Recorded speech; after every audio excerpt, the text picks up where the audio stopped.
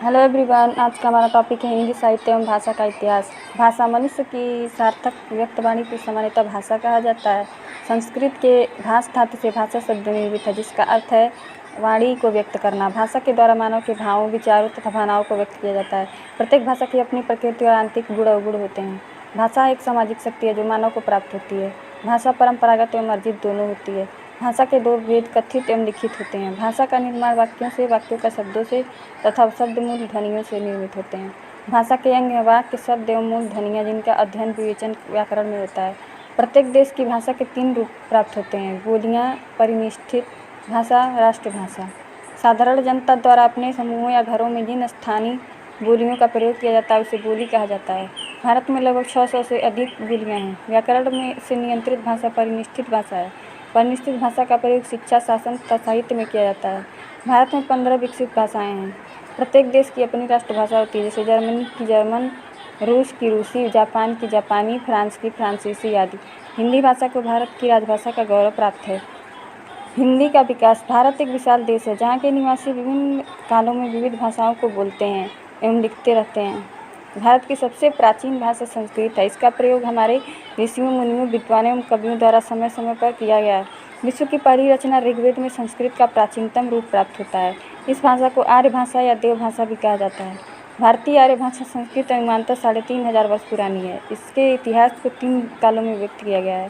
पहला, प्राचीन भारतीय आर्य भाषा काल 1500 ईस्वी पूर्व से 500 ईस्वी पूर्व तक। मध्यकालीन भारतीय आर्य भाषा काल 500 ईस्वी पूर्व से 1000 ईस्वी तक। आधुनिक भारतीय आर्य भाषा का काल 1000 ईस्वी से आज तक। प्राचीन भारतीय आर्य भाषा काल में चारों वेद, ब्राह्मण एवं उपनिषदों की रचना की गई। इनकी भाषा वैदिक संस्कृत है। ऋग्वेद संहिता में भाषा का सबसे प्राचीन रूप प्राप्त होता है। संस्कृत भाषा का प्रयोग दर्शन ग्रंथों के अलावा साहित्य में भी किया गया है, जिसे लौकिक संस्कृत कहा जाता है, जिसमें रामायण, महाभारत, नाटक, व्याकरण आदि का लेखन किया गया। पाणिनि एवं कात्यायन द्वारा संस्कृत को परिनिष्ठित रूप प्रदान किया गया। मध्यकालीन भारतीय आर्य भाषा काल में भारतीय आर्य भाषा ने एक नए युग में प्रवेश किया, जिससे एक नई भाषा की सृष्टि एवं विकास हुआ। वस्तुतः लोक भाषा का विकास इस काल में हुआ, जिसके फलस्वरूप विकसित भाषा को प्राकृत भाषा कहा जाता है। बोलचाल की यह भाषा, जिसका विकास वैदिक संस्कृत और लौकिक संस्कृत काल में नहीं हो पाया, वही प्राकृत के रूप में विकसित हुई। प्राकृत के विकास की 3 अवस्थाएं हैं। प्रथम अवस्था 500 ईस्वी पूर्व से ईस्वी सन से आरंभ तक पाली एवं शिलालेखी प्राकृत। द्वितीय अवस्था ईस्वी सन के आरंभ से 500 ईस्वी तक अनेक प्रकार की प्राकृतों का विकास। तृतीय अवस्था 500 ईस्वी से 1000 ईस्वी तक अपभ्रंशों का विकास। भारत की पहली देश भाषा पाली है, जिसे सबसे पुरानी प्राकृत भी कहा जाता है। भगवान बुद्ध एवं उनके अनुयायियों द्वारा पाली में ही जनसाधारण को उपदेश दिया गया था। पाली की सृष्टि मगध में होने के कारण सिंहल या श्रीलंका के लोगों द्वारा इसे मागधी कहा जाने लगा। प्रथम शताब्दी से 500 ईस्वी के मध्य तक उत्तर भारत के विभिन्न क्षेत्रों में जिस भाषा का सर्वाधिक प्रयोग किया गया उसे प्राकृत भाषा कहा जाता है। वरुचि प्राकृत के व्याकरण है, जिन्होंने प्राकृत का व्याकरण लिखा। भाषा विज्ञान में प्राकृतों के 5 प्रमुख स्वीकार किए गए हैं: शौरसेनी, पैशाची, महाराष्ट्री, मागधी और मगधी। मथुरा या सूरसेन जनपद के आसपास के क्षेत्र में शौरसेनी प्राकृत बोली जाती है। यह मध्य प्रदेश की प्रमुख भाषा थी और इस पर संस्कृत का प्रभाव था। संस्कृत का मुख्य केंद्र मध्य देश था, जो बाद में हिंदी का मूल केंद्र बना। उत्तर पश्चिम में कश्मीर के आसपास के क्षेत्रों की भाषा पैशाची थी। महाराष्ट्री प्राकृत का मूल स्थान है। महाराष्ट्री प्राकृत से मराठी का विकास हुआ। प्राचीन कोसल के आसपास के क्षेत्र में अर्धमागधी प्राकृत प्रचलित थी, जो मागधी और शौरसेनी के मध्य स्थित क्षेत्र था। अधिकांश जैन साहित्य दल का मागधी प्राकृत में है। मगध के आसपास मगधी प्राकृत बोली जाती है। भारतीय आर्य भाषा 1000 से एक नए युग में प्रवेश करती है, जिसे अपभ्रंश काल कहा जाता है। अपभ्रंश भाषा में भारतीय आर्य भाषा का चरम विकास हुआ। अपभ्रंश का अर्थ है बिगड़ा हुआ, गिरा हुआ, भ्रष्ट। अपभ्रंश के विभिन्न नाम हैं: ग्रामीण भाषा, देसी भाषा, वंश, अवहट्ट आदि। अपभ्रंश काल भारतीय आर्य भाषा के इतिहास में 500 ईस्वी से 1000 ईस्वी के मध्य काल को कहा जाता है। अपभ्रंशों से आधुनिक आर्य भाषाओं हिंदी, बंगला, गुजराती, मराठी, पंजाबी, उर्दू, उड़िया आदि का विकास हुआ। वस्तुतः अपभ्रंश भाषाएं प्राकृत भाषाओं एवं आधुनिक आर्य भाषाओं के मध्य की कड़ियाँ हैं। अपभ्रंश भाषा भी योगात्मक थी, जबकि संस्कृत, पाली एवं प्राकृत संयोगात्मक भाषाएं थीं। मध्य प्रदेश में ही अपभ्रंश के परिनिष्ठित रूप का विकास हुआ। मध्य प्रदेश में ही हिंदी की उत्पत्ति संस्कृत, प्राकृत और अपभ्रंश के योग से हुई। अपभ्रंश के 7 भेद उत्तर भारत में प्रचलित थे, जिनसे आधुनिक आर्य भाषाओं का जन्म हुआ। 7 अपभ्रंश एवं उनसे जन्मी आधुनिक भाषाओं के नाम निम्नलिखित हैं। अपभ्रंश आधुनिक भारतीय भाषाएं: शौरसेनी अपभ्रंश पश्चिमी हिंदी, राजस्थानी ब्रजभाषा, खड़ी बोली।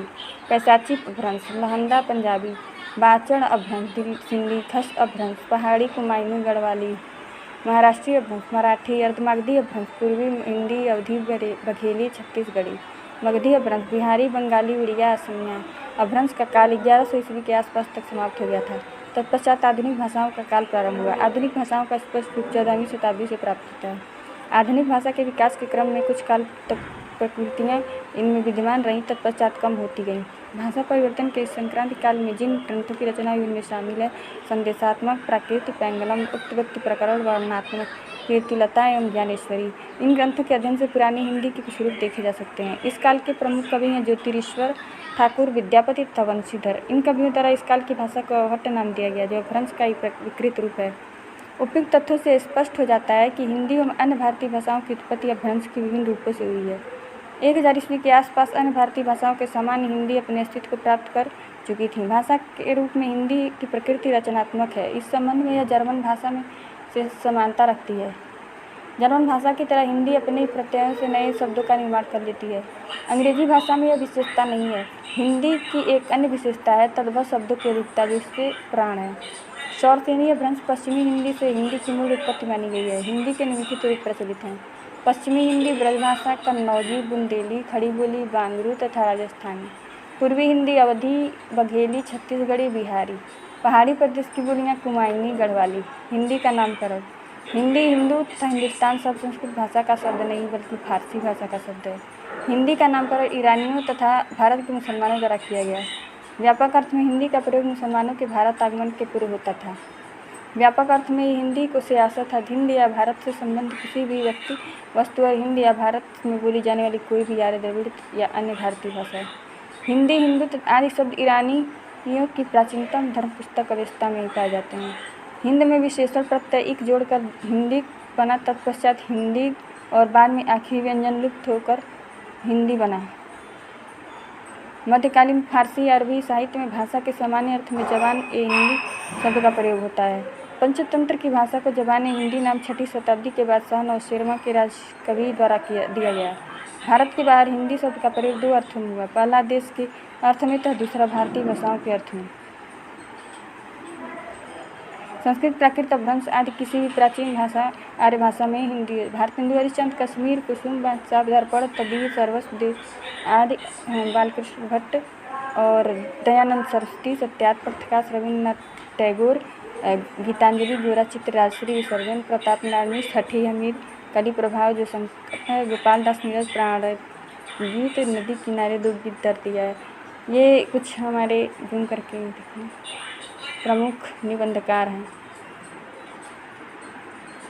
इसी के साथ ही हमारा आज का टॉपिक समाप्त है।